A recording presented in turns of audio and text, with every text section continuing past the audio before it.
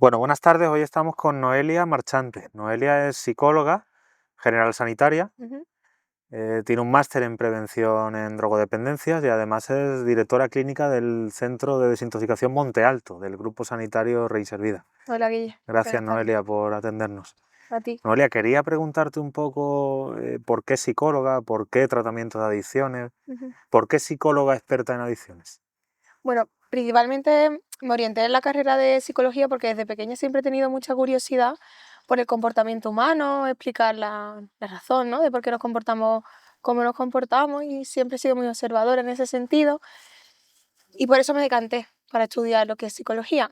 En concreto me hice el experto en adicciones porque he tenido familia con problemas de adicciones y he visto todo el sufrimiento que hay alrededor, ¿no? De esta enfermedad, como los familiares lo pasan bastante mal, ¿no? Y la verdad es que me gustaría, y de hecho estoy ayudando a gente con esta problemática.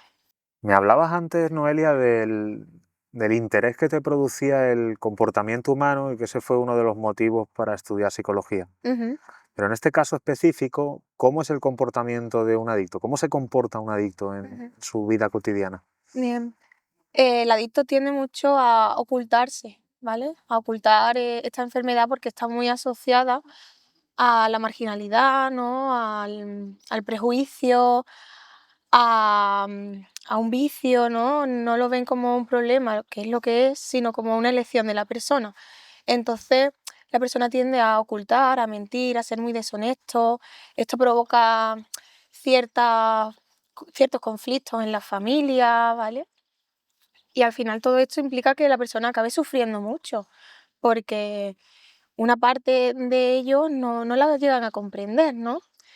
Entonces, bueno, podríamos decir que tiene un comportamiento que le genera mucho sufrimiento y mucho malestar.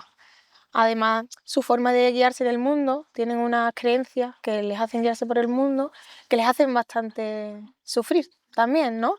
Por ejemplo, pongo ejemplo, ciertas ideas de que tienen que ser perfectos, de que pueden hacer lo que ellos quieran cuando quieran, que el mundo, las personas o la sustancia tiene la solución mágica a sus problemas, ¿no? Cuando se dan cuenta de que esto no es así, esto les hace sufrir mucho, ¿no? Y todo ese comportamiento va ligado a aliviar ese sufrimiento a través del consumo o a ese malestar constante.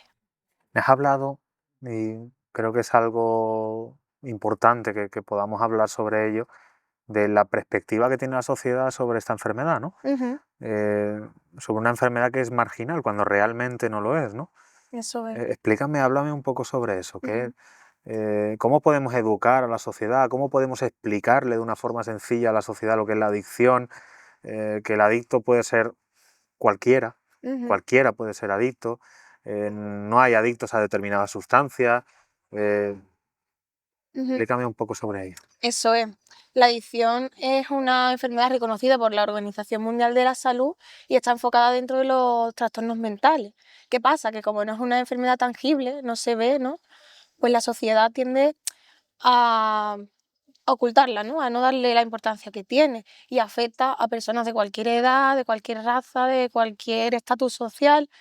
Entonces, yo diría que tendríamos que ver el sufrimiento que acarrea, ¿no? Esta enfermedad, que los síntomas principales pues es la búsqueda de un alivio de ese malestar o por la falta de gestión de las emociones, ¿no? Cómo recurren a esa sustancia para gestionar las emociones y además pues la sociedad tiende a tener unos prejuicios, ¿no? Con esas personas, las vemos la típica persona porque está pidiendo dinero en la calle o que está aparcando coches en un parking y, y esta enfermedad la puede tener cualquier persona, su Claro, pero vecino. Noelia, la sociedad lo que piensa es que el adicto es ese, Ujú. ¿no? El adicto es el que aparca coches en un Ujú.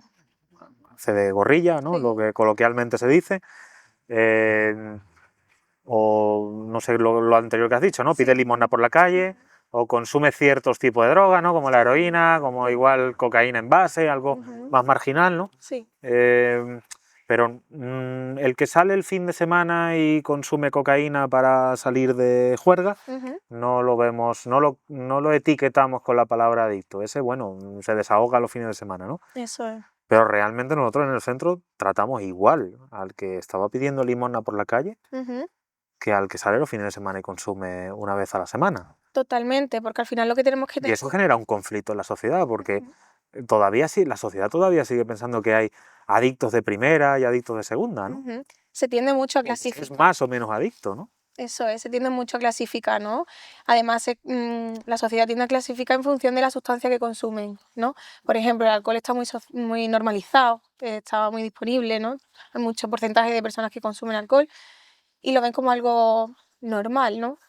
Sin embargo, pues eso, el uso de cocaína, heroína y sustancias así más escondidas, pues la tienden a asociar más con la adicción. La cuestión es que no hablamos de distintos tipos de enfermedades, estamos hablando de una única enfermedad, ¿no?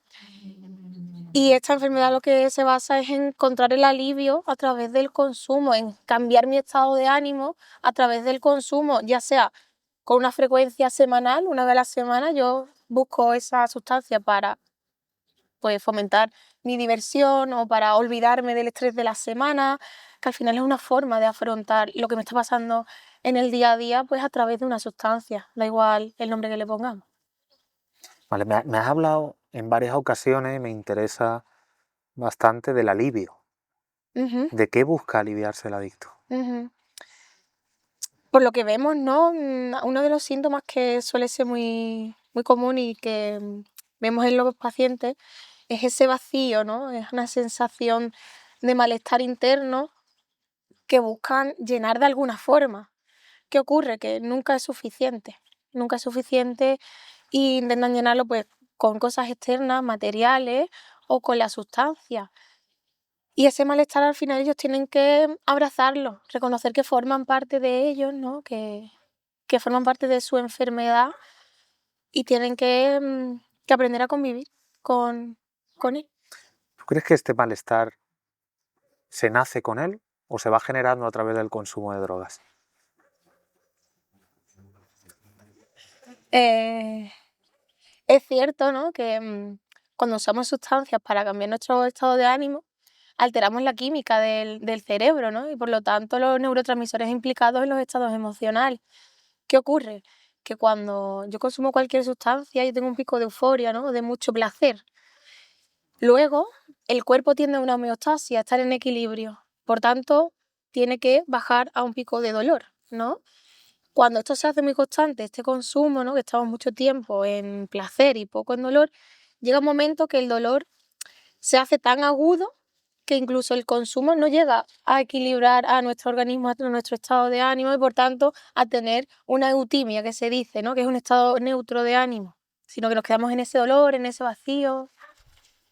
¿Tú crees, Noelia, como psicóloga, que el adicto nace con esa química desregulada o se va produciendo a lo largo de... Hay ahí como un poco de... ¿no? Yo tengo dudas, ¿no? Tengo dudas de si el adicto cuando es niño, ¿no? Disfruta igual que el resto de niños de las situaciones cotidianas, se relaciona de una forma normal. Ujú, O sea, que es cuestión de tiempo que aparezcan las drogas con el ambiente adecuado, ¿no? O esa química del cerebro empieza a desregularse a través del consumo, ujú. Es ¿no? que esto, Es como, ¿qué fue antes? ¿El huevo o la gallina? Y eso es. no se sabe muy No se bien, ¿no? sabe. De hecho, se están estudiando algunos biomarcadores o genes, ¿no? Que puedan hacer más vulnerable a la persona y que quizá pueda dar cierta explicación a este trastorno, pero no solo es la parte biológica lo que genera o lo que desarrolla esta enfermedad, ¿no? También tenemos la parte social y la parte psicológica que es muy importante, ¿no? ¿Qué neurotransmisores están implicados en la adicción? Bueno, los más conocidos son la dopamina, ¿no? Que es el neurotransmisor que genera unos picos de placer. La dopamina, por ejemplo, es uno de los implicados en los refuerzos naturales. Nosotros tenemos en el cerebro un sistema de recompensa que se llama, ¿vale? Y cuando comemos generamos un pico de dopamina. ¿Por qué? Porque es útil para nuestra supervivencia. Entonces, ese comportamiento que a mí me va a llevar a sobrevivir me genera placer para que yo lo vuelva a repetir. ¿Qué pasa con el sexo? Pues algo igual, ¿no? ¿Qué ocurre? que las drogas inciden directamente en el centro de recompensa, en el sistema de recompensa y por tanto en la dopamina, ¿no? Y la desregula muchísimo, pero no solo. Al final también entra en juego la noradrenalina, los otros neurotransmisores, el glutamato, de otros estilos. ¿Qué podemos hacer de forma natural Ujú. para regular esa química del cerebro? ¿O qué proponemos en el centro para que esa química esos neurotransmisores empiecen a funcionar de manera normal? Unos neurotransmisores que entiendo que cuando el paciente ingresa están Muy desregulado. muy desregulados, ¿no? Ujú. Entonces empezamos a hacer ciertos hábitos, ¿no? Eso es lo que queremos, es establecer una base con la mínima recompensa, con los mínimos estímulos posibles para precisamente regular todo ese sistema a nivel cerebral. También, pues bueno, se ayuda con terapia farmacológica para, para pasar el síndrome de abstinencia, ¿no? Para reducir los Claro, síntomas. al final, Noelia, la medicación es un poco lo único que nos puede garantizar a corto plazo regular la química, ¿no? Ujú, eso es, Aunque eso a es. largo plazo nos pueda provocar un nuevo problema, Ujú, pero a corto plazo podemos regular la química y que el paciente no sufra el síndrome de abstinencia, ¿no? eso es. Al final esa es la primera línea de batalla, ¿no? El ayudarlo a través de este tratamiento farmacológico y acompañándolo de todos esos hábitos y otras estrategias más a nivel psicológico para cuando haya una desescalada de todos esos fármacos, la persona sea capaz de afrontar esos cambios de ánimo, afrontar los problemas de ¿Qué la vida. actividades podemos realizar o sea, qué le podemos decir a la gente que nos está escuchando? Oye, pues si hacemos esta actividad que ayudamos, ¿no? El deporte es el principal regulador del estado de ánimo. De hecho, el hacer deporte está demostrado que genera un factor que se llama BDNF, que es un factor neurotrófico derivado del cerebro, que lo que hace es regular la química, propicia pues, nuevas conexiones, lo que hace es mantenernos sanos, básicamente. Entonces el deporte es algo esencial. Hay una de las actividades que se utiliza, que habitualmente utilizamos en Risser Vida, Ujú. es el mindfulness. ¿Cómo ayuda el mindfulness? Hay diversos estudios, ¿no? Sí. De cómo ayuda a la química del cerebro el mindfulness. Ujú. Esta técnica principalmente ayuda a anclarnos en el momento presente, ¿no? Es una técnica basada en la conciencia plena y ayuda mucho a las personas a tomar distancia de esa reactividad emocional, ¿no? Porque precisamente por todo ese desequilibrio, las emociones están muy alborotadas, ¿no? Entonces, cuando son capaces de tomar conciencia de sí mismos, de su emoción, de sus pensamientos, también se distancian de ellos y pueden tomar acción sin esa reactividad, acción-reacción, ¿no? Que les da la emoción en otros momentos distintos. Entonces, el mindfulness y la técnica de atención plena ayuda muchísimo a regularse también a nivel cognitivo, ¿no? Porque uno de los síntomas principales de esto es la rumiación, ¿no? Los pensamientos negativos, toda esa carga mental. Ellos se identifican con todo eso que piensan, ¿no? Y tenemos que aprender que tenemos un cerebro que produce pensamientos, pero que todo lo que pensamos no somos nosotros, ¿no? Y distanciarnos de ello a través de la respiración, de la conciencia plena, nos ayuda mucho a regularnos. Terapia cognitivo-conductual. Es Ujú, el modelo más utilizado, quizás no solo para tratar adicciones, en general en terapia, ¿no? ujú. Se ha visto que ¿Qué es la terapia cognitivo-conductual? ¿Cómo se trabaja con un paciente desde esa perspectiva? Ujú. Bien, la terapia cognitivo-conductual es una de las terapias más eficientes y más eficaces para el trastorno, para cualquier trastorno mental, ¿no? Es una de las más reconocidas, más investigadas y con más evidencia. Dentro de esos trastornos mentales, pues la adicción, ¿no? Y una de las formas o cómo se trabaja con esta técnica es ayudando al paciente a ser consciente de todos esos procesos cognitivos que él tiene, las creencias con las que guían su comportamiento, su día a día, y esas creencias suelen ser muy limitantes, ¿vale? Entonces, les ayudamos a identificar, a ver cuáles son esas creencias que ellos tienen, que le están limitando en su día a día, en las relaciones, en sus capacidades, en su autoestima, ¿no? Y les ayudamos a potenciarlo y además también, ¿no? A conectarlos con la realidad, porque muchas de esas creencias están muy distorsionadas. Entonces, bueno, a nivel cognitivo trabajamos en este sentido. Y luego también hay una parte comportamental, ¿no? Porque en base a todo eso que pensamos, actuamos, ¿vale? Entonces, por ahí, en esas dos áreas. Es verdad que quizá primero, lo primero que se puede hacer en el centro es modificar la conducta, ¿no? A través de la rutina, Ujú, ¿no? eso es. ¿Qué es lo que se hace en el centro para modificar la conducta? Ujú. ¿Cómo se trabaja con un paciente esa modificación? A nivel comportamental, la reeducación desde el centro, ¿no? Se da pues estableciendo unas rutinas horarias, ¿vale? Todos los días se levantan a la misma hora, tienen unas horas para el desayuno, las terapias, el gimnasio, la limpieza. En este sentido se entrena mucho pues también la disciplina, ¿no? Y también lo que son las normas de convivencia, ¿vale? Tienen que cumplir pues con los mínimos de respeto y de apoyo entre los convivientes. Noelia, ¿cómo influyen los traumas en el desarrollo de una adicción? Ujú. ¿Cómo influye el trauma? Primero habría que definir qué es un trauma, ¿no? Y un trauma es una experiencia emocional muy dolorosa, ¿no? Que rompe con todos nuestros recursos, nos vemos superados por ese momento, ¿no? Y influiría de distintas maneras, ¿no? En el desarrollo de esta enfermedad.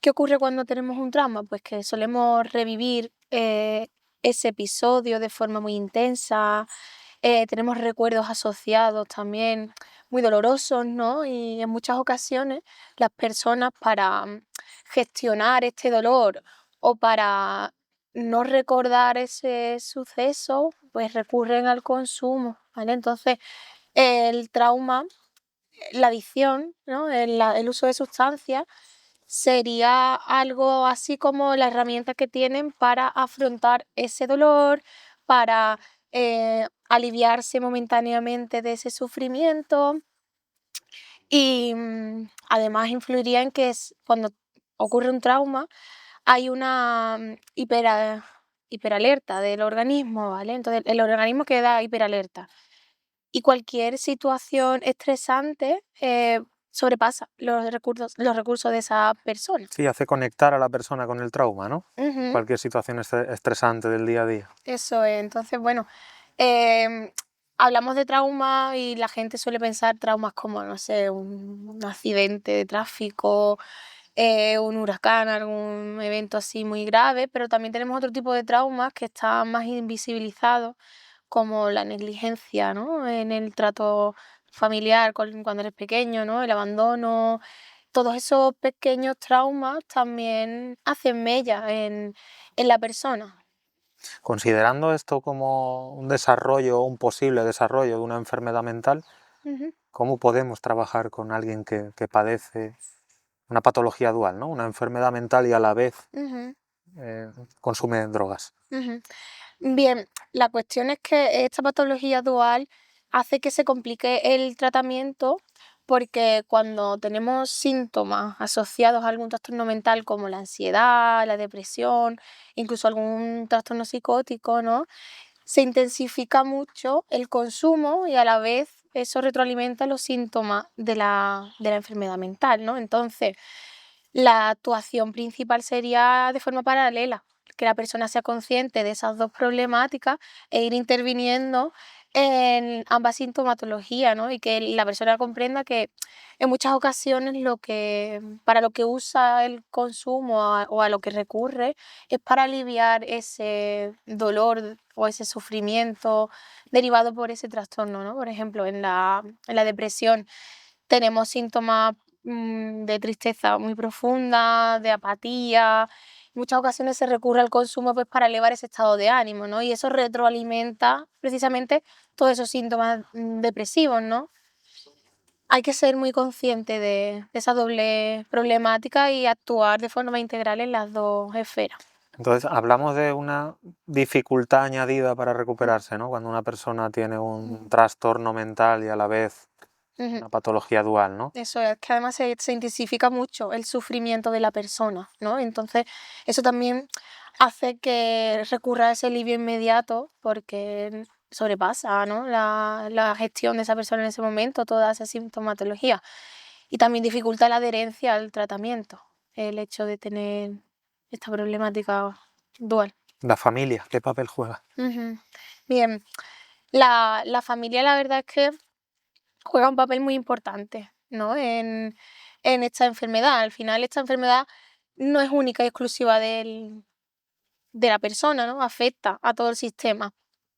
¿Qué ocurre? Pues que la familia se vuelca en el paciente, ¿no? Quiere ayudarlo, pero cuando esta persona está en activo, está consumiendo, no es capaz de ver esta ayuda, ¿no? Y se distancia de esta familia, incluso las culpas en muchas ocasiones. Y esto hace mella, ¿no? En la familia, le hace mucho daño. Entonces, la familia es un papel esencial para ayudar a la persona a tomar conciencia y a iniciar su tratamiento y su recuperación. Qué difícil debe ser para un profesional hacerle entender a la familia que está enferma también. Ujú, O sea, que no es solo el adicto el que está enfermo, sino es el núcleo familiar ujú. el que enferma, ¿no? Eso.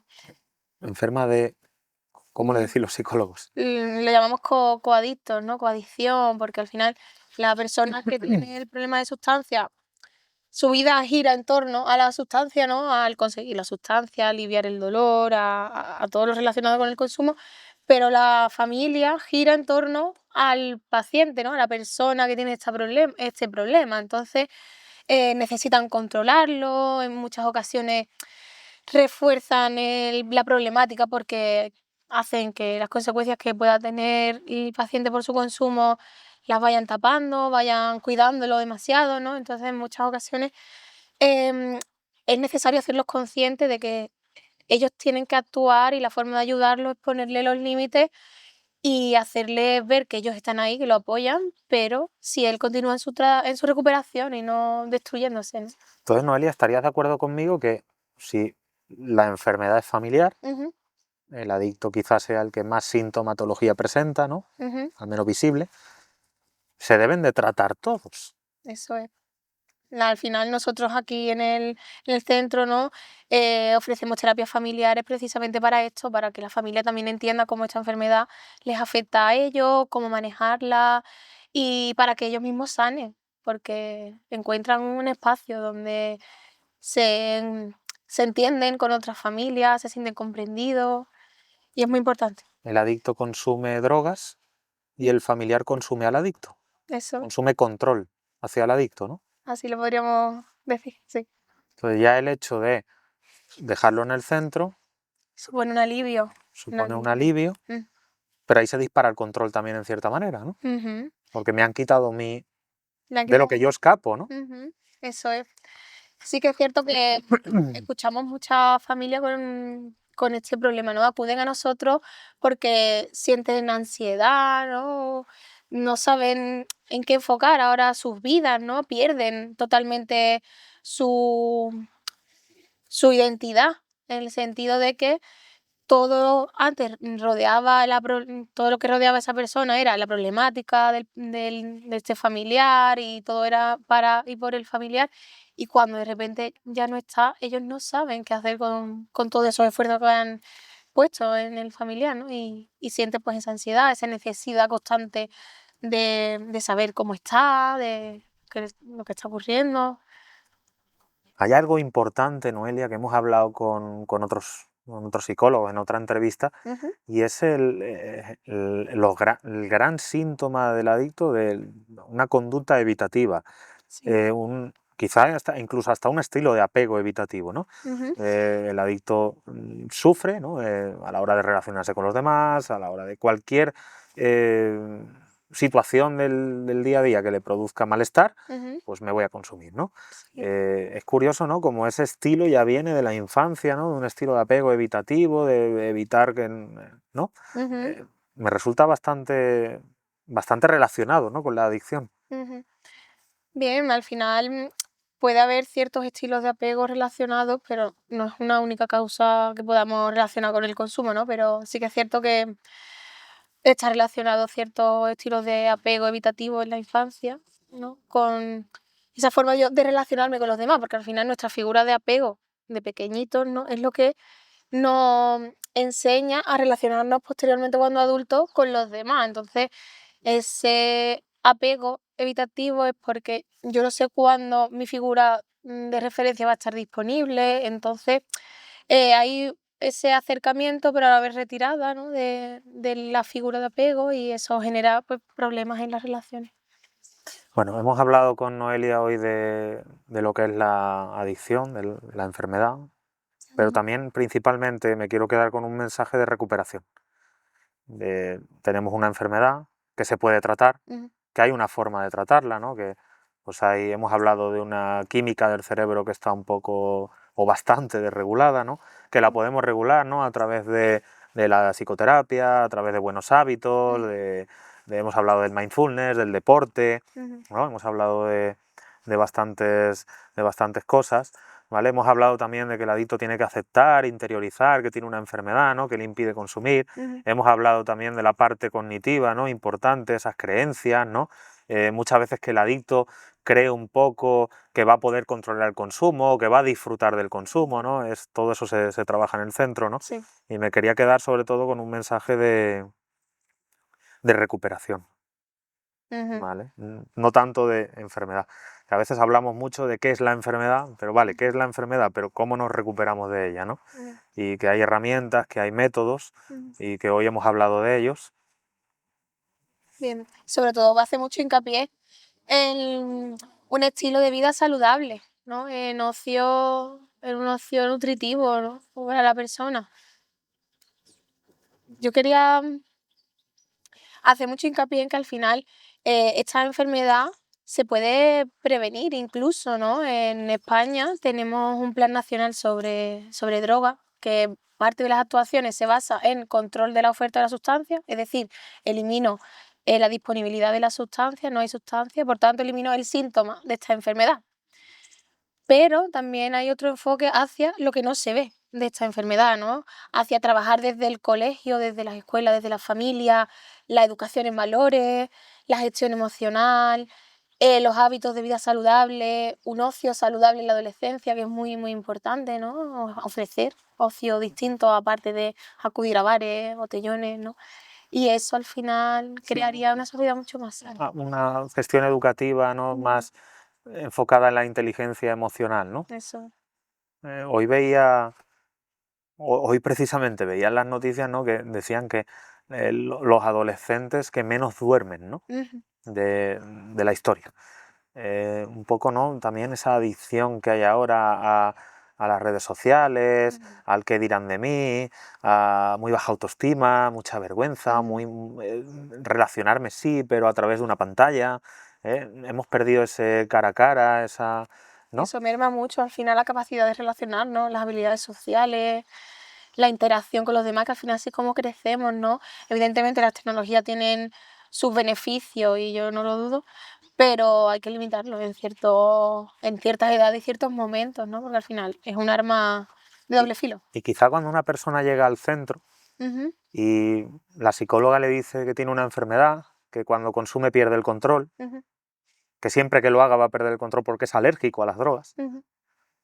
pues uno puede sentir un alivio y dice, bueno, no soy un vicioso, como hemos hablado antes, tengo una Ujú, enfermedad, ¿no? eso es. Pero es cierto que cuando uno tiene tantos problemas para relacionarse, sufre tanto por el hecho de estar vivo, Ujú. porque no tiene los recursos suficientes, cuando aparecen las drogas en esa edad temprana surge un alivio.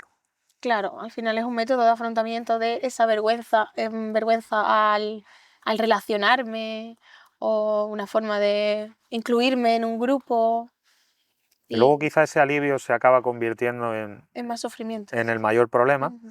¿vale? Porque es una forma tóxica, ¿no? de, de parar ese sufrimiento, pero es real, ¿no? Y puede sonar un poco frívolo decirlo, pero los consumidores de drogas al principio de consumir disfrutan del consumo. Por supuesto, al final es una conducta que tiene un refuerzo. Si no, no lo haríamos, ¿no? Lo que ocurre es que luego se ha creado ya esa dependencia y hay mucho más malestar que refuerzo, Y ¿no? además hay un mecanismo dentro del ser humano, ¿no? De acordarse de lo positivo. Sí, al Y final. por eso el adicto termina recayendo, porque tiene esa reserva, por así decirlo, de, es que yo cuando tenía 16 años y probé la cocaína por primera vez me lo pasé genial. Ujú. Eso al final es un mecanismo, ¿no? Para no acordarme del sufrimiento y del dolor que solemos evitar y que solemos tapar, y que lo que venga es ese refuerzo, ¿no? Ese bien que me lo pasaba y es a lo que me agarro, ¿no? Para continuar. Entonces aquí en el centro pues trabajamos un poco desde las consecuencias, Ujú, ¿no? Porque el hecho de estar en un centro ya es la consecuencia, pero quizá lo que mantenga a un adicto limpio o en ujú, abstinencia en el tiempo no sean las consecuencias, ujú, sino sea la motivación al cambio, ¿no? Y ujú. creo que ahí está el principal trabajo que debemos de hacer, Noelia, como profesionales, ¿no? Eso En es. motivar a la persona al cambio. Ujú. Bien, y que además esa motivación sea intrínseca, ¿no? Que lo haga porque le viene de dentro a esa persona, ¿no? Que en muchas ocasiones acaban haciéndolo por recuperar a una pareja, por contentar a la familia, por recuperar un trabajo. Y eso al final no es duradero a largo plazo. Lo que sí que mantiene la abstinencia en el tiempo es querer hacer un cambio intrínseco, ¿no? Por ti mismo, por querer crecer, por... Sí, porque otra de las cosas que has nombrado durante la charla que hemos tenido, ¿no? Valores, principios, ¿no? Ujú, Pero recuperarlo yo, ¿no? No darle valor a cosas externas, ¿no? eso. Al final al adicto no le va a satisfacer nada. Mm, Tenga el mejor coche del mundo, ni el mejor trabajo del mundo, ni la mejor pareja del mundo, ni la mejor casa del mundo, no se va a sentir satisfecho. El mm, problema no es algo fuera, el problema es el valor que se da a uno mismo dentro, ¿no? eso es. Y ahí es donde quizá tengamos que hacer el trabajo de esa insatisfacción crónica, ¿no? Ujú, eso es. Además, se trabaja mucho desde la perspectiva de la entrevista motivacional, que en muchas ocasiones muchos profesionales tienden a depositar la motivación exclusivamente en la persona. Si tiene motivación, pues bien por el tratamiento, si no, no, ¿no? Pero es que esto es un trabajo también nuestro, ¿no? De los terapeutas para que ellos se motiven, ¿no? Es un trabajo que nosotros tenemos que ofrecerle para fomentar esa conciencia, para fomentar esas afirmaciones de querer cambiar por ellos mismos, que no se la imponga a nadie, ¿no? Que sean ellos mismos los que le salgan. Mira, yo no suelo hablar de mí, ¿no? Mira, me encuentro cómodo ahora mismo y voy a hablar de mí. Em, yo Ujú, cuando yo me recuperé y salí del centro, a- al año o así de salir del centro, hubo una cosa que me ilusionó mucho.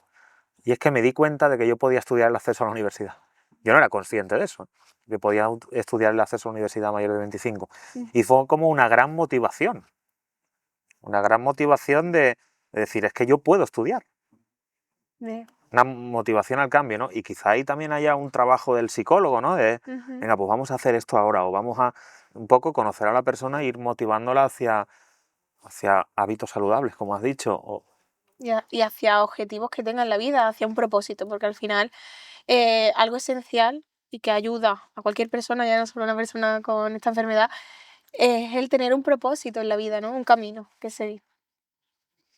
Enhorabuena, Noelia, por el trabajo que haces. Gracias. Gracias por atendernos, que no es fácil ponerse A delante de una ti. cámara y seguiremos charlando contigo. Gracias, Guille. Yo soy adicto. Y yo, Y yo. y yo, Y yo. y yo, Y yo. y yo. Y yo también soy adicto.